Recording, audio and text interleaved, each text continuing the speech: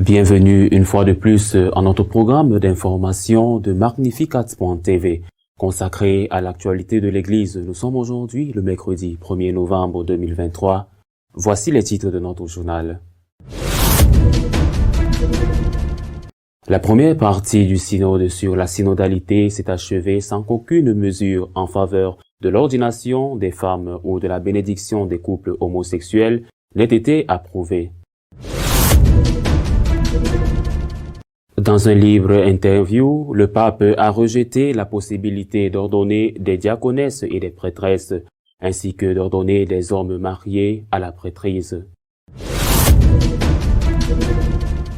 L'Église espagnole a qualifié d'absurde et d'infondées des allégations selon lesquelles 440 000 mineurs auraient été abusés par des prêtres. L'auteur du Mosaïque, Marco Rupnik, ancien jésuite, doit être jugé pour avoir abusé de femmes après que le pape l'ait autorisé à le faire. La première partie du synode sur la synodalité s'est achevée sans que ni le sacerdoce féminin ni la bénédiction des couples homosexuels n'aient été approuvés. Après un mois de discussion, la première étape du synode sur la synodalité s'est achevée sans position claire sur les questions les plus controversées telles que le sacerdoce féminin, l'acceptation de la pratique homosexuelle ou la transformation des conseils paroissiaux en organes délibératifs plutôt que consultatifs. Ces questions ont été confiées à des commissions d'études qui devraient présenter leurs résultats l'année prochaine. Le projet du document final soumis à l'approbation des synodes a été rejeté à la suite du dépôt de 1251 amendements, dont 1125 émanaient des groupes de travail qui ne considéraient pas le document comme un résumé de ce qu'ils avaient étudié. Cela a obligé l'équipe chargée de la rédaction du document final à retarder de 4 heures le début du vote. Les membres du synode n'ont cependant pas voulu montrer de signes de division et ont approuvé à une large majorité le document qui intégrait les amendements satisfaits pour l'instant que les questions litigieuses soient étudiées plus en profondeur et par des spécialistes.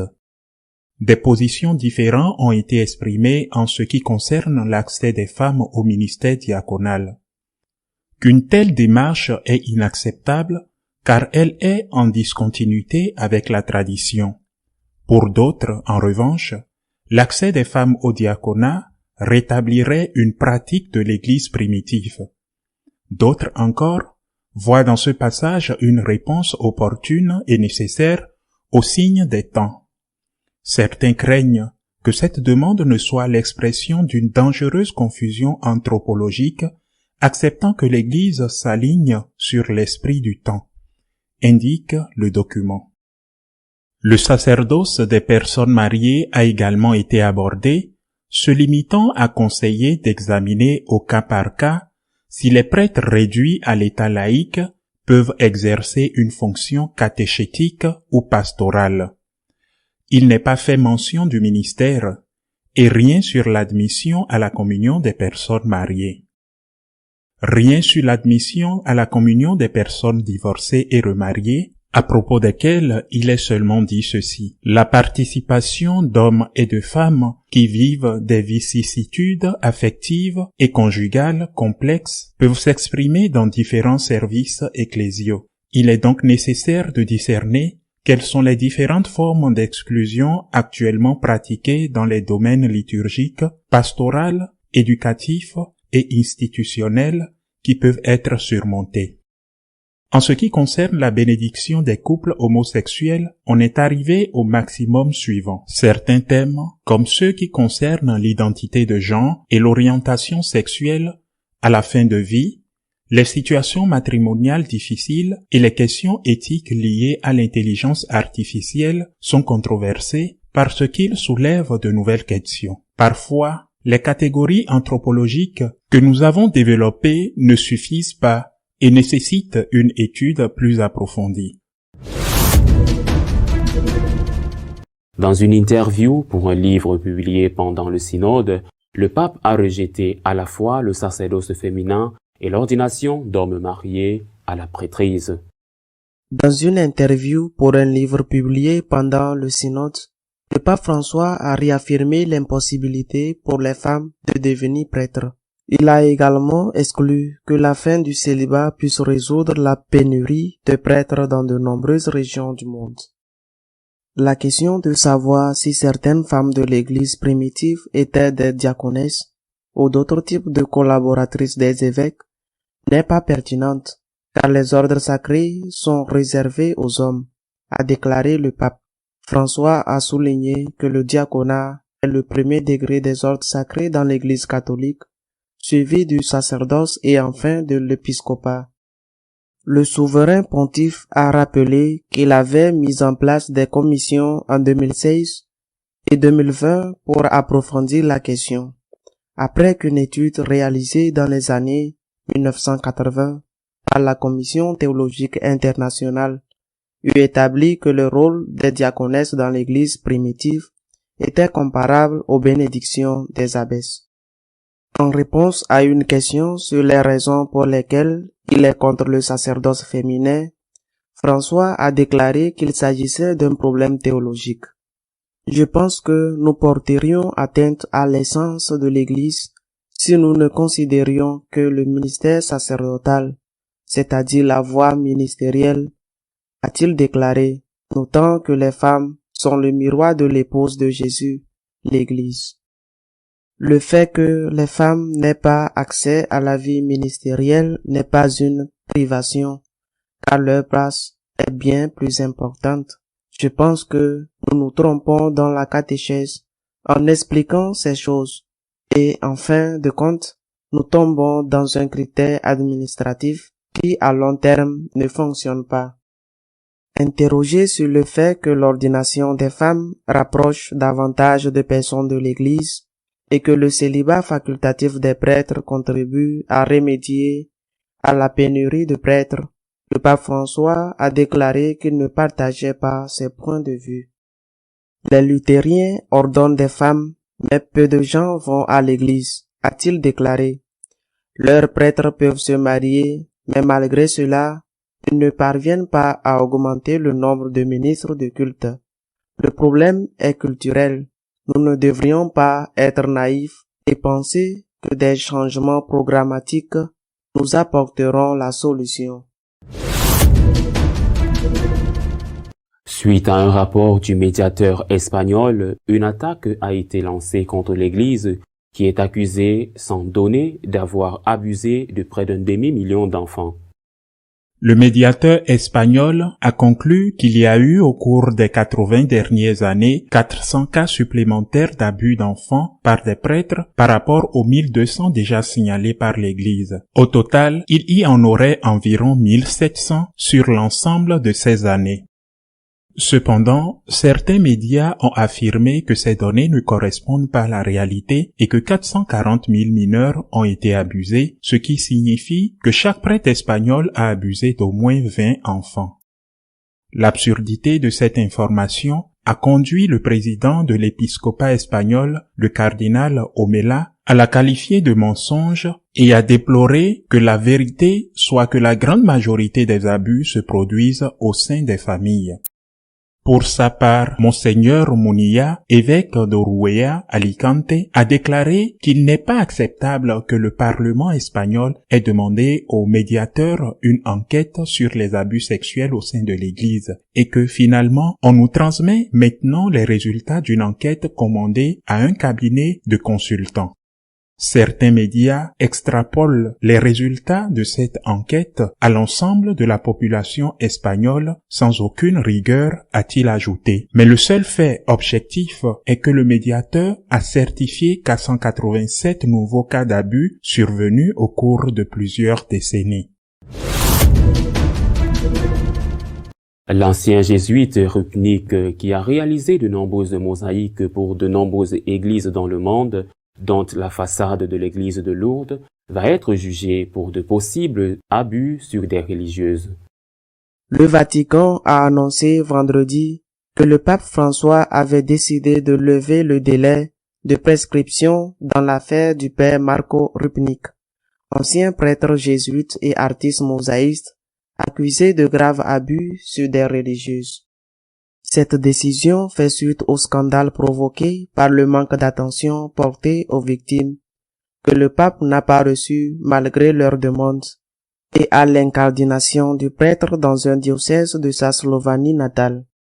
Suite à la révélation en début de semaine que Marco Rupnik avait repris son ministère sacerdotal dans un diocèse de sa Slovénie natale malgré des allégations d'abus sexuels, le bureau de presse du Saint-Siège a publié un communiqué affirmant que le pape François avait demandé un réexamen du cas de Marco Rupnik. En septembre, la Commission pontificale pour la protection des mineurs a attiré l'attention du pape sur l'existence de graves problèmes dans la gestion du cas du père Marco Rupnik et sur le manque d'ouverture aux victimes. En conséquence, le Saint-Père a demandé au dicaster pour la doctrine de la foi de réexaminer l'affaire et a décidé de lever la prescription pour permettre la tenue d'un procès, précise le communiqué. Il convient de rappeler que le diocèse de Rome, dont le pape est l'évêque, a publié un rapport disculpant Marco Rupnik après que la Compagnie de Jésus l'a expulsé de son sein et accusant le dicaster pour la doctrine de la foi d'avoir agi à la légère lorsqu'il a décrété son excommunication. Lorsque le Saint-Père a reçu en privé la théologienne Maria Campatelli, proche collaboratrice du père Marco Rupnik le 15 septembre, ce dernier était déjà redevenu prêtre depuis plus d'un mois. Les victimes du prêtre ont protesté et regretté que le pape ne les ait pas reçus, alors qu'il a reçu des proches du prêtre. Notre éditorial de cette semaine est exclusivement consacré à l'évaluation des conclusions du synode sur la synodalité, dont la première étape s'est achevée ce dimanche à Rome. La première phase du synode sur la synodalité est terminée. Je suis sûr qu'elle entrera dans l'histoire comme le premier synode dans lequel les laïcs, hommes et femmes, ont eu le droit de vote. Mais il est possible qu'elle entre aussi dans l'histoire comme le premier synode dans lequel ceux qui veulent un changement dans la doctrine et la morale de l'Église ont été vaincus. Les membres du synode les plus fidèles à l'orthodoxie, j'en suis sûr, ne sont pas enthousiasmés par le résultat des conclusions approuvées hier par l'Assemblée, et j'en suis sûr. Ils sont satisfaits, mais pas enthousiastes.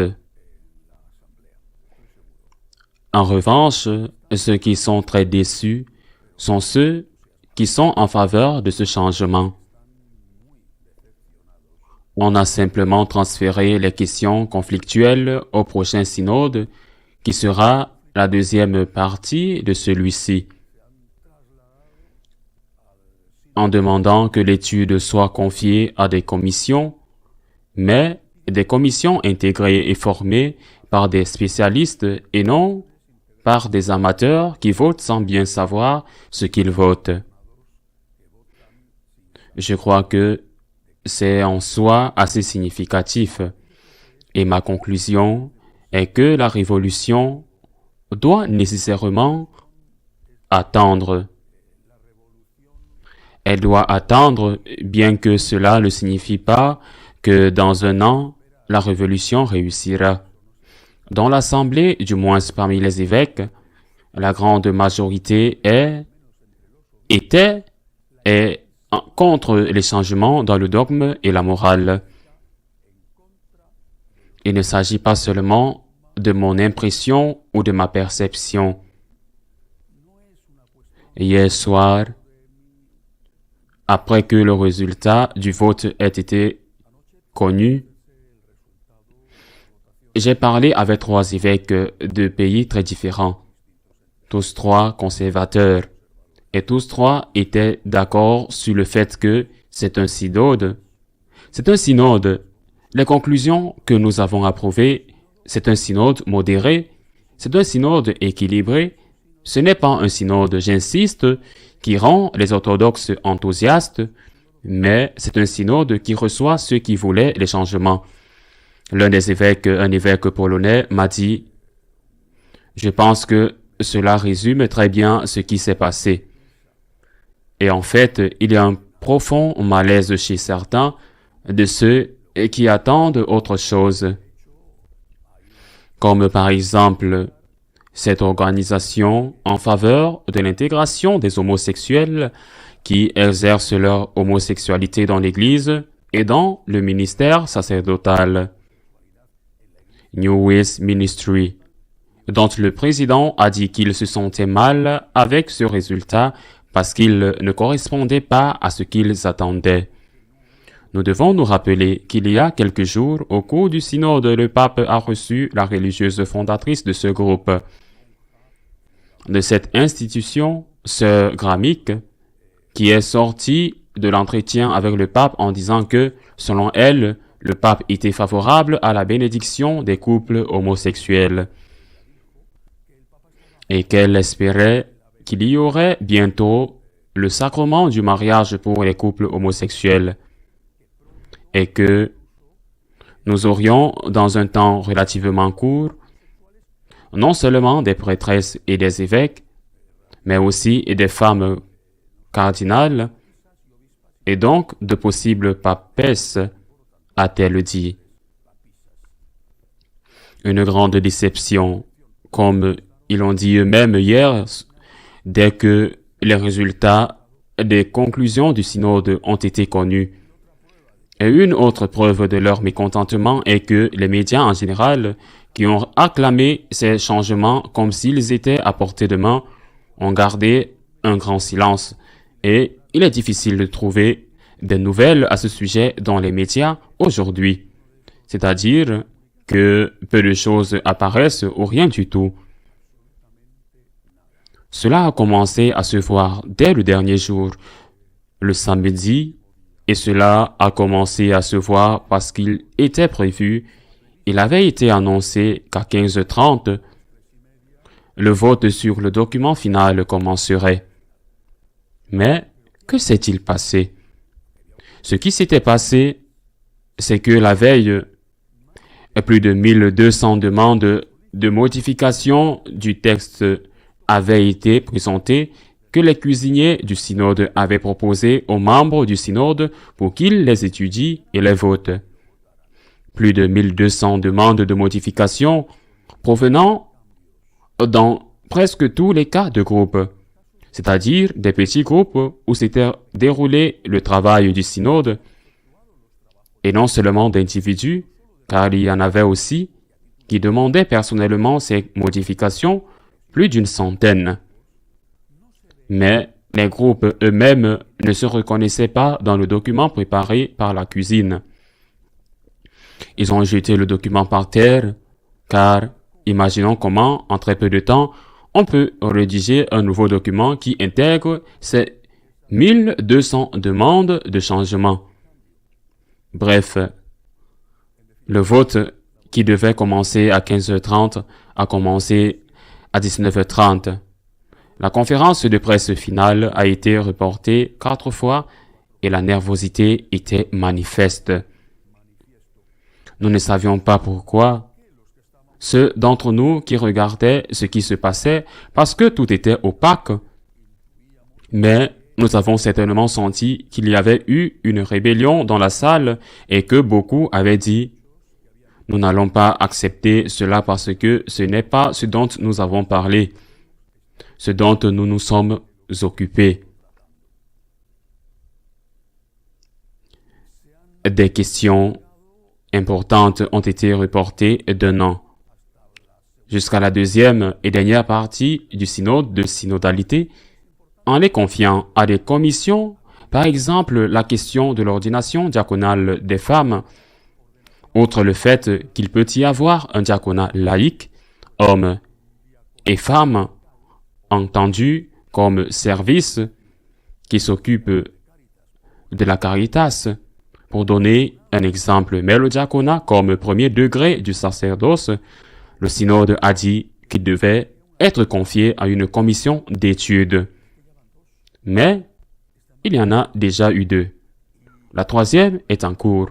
Et comme le pape l'a reconnu dans un livre publié la même semaine, les 2 commissions qui ont déjà présenté le travail ont reconnu que le diaconat féminin ne peut pas être approuvé parce qu'il n'y a pas de base biblique. Du moins, pas dans l'Ancien et certainement pas dans le Nouveau Testament pour cela. Donc, c'était une façon de dire, eh bien, laissez-la continuer à étudier, et dans un an, s'il y a un rapport, nous parlerons de cette question. L'autre sujet phare, entre guillemets, était la bénédiction des couples homosexuels.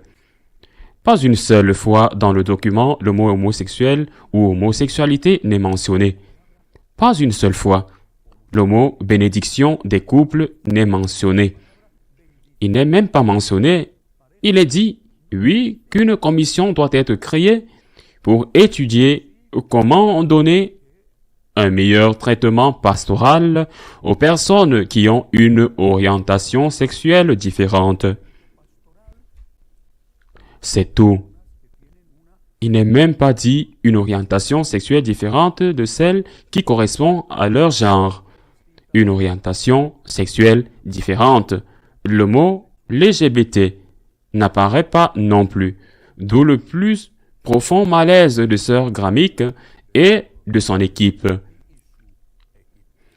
Qu'on l'étudie et on le dit, à la lumière de la parole de Dieu, à la lumière de la tradition et aussi à la lumière des contributions que la science peut apporter en ce moment. Un autre sujet très conflictuel, la communion des divorcés et remariés, n'est même pas mentionné. Il n'y a rien, on dit que, citant Amoris Laetitia, les divorcés et remariés, sans avoir obtenu la nullité du mariage, doivent être incorporés à l'œuvre de l'Église. Pourquoi ne peuvent-ils pas être capables de lire une lecture?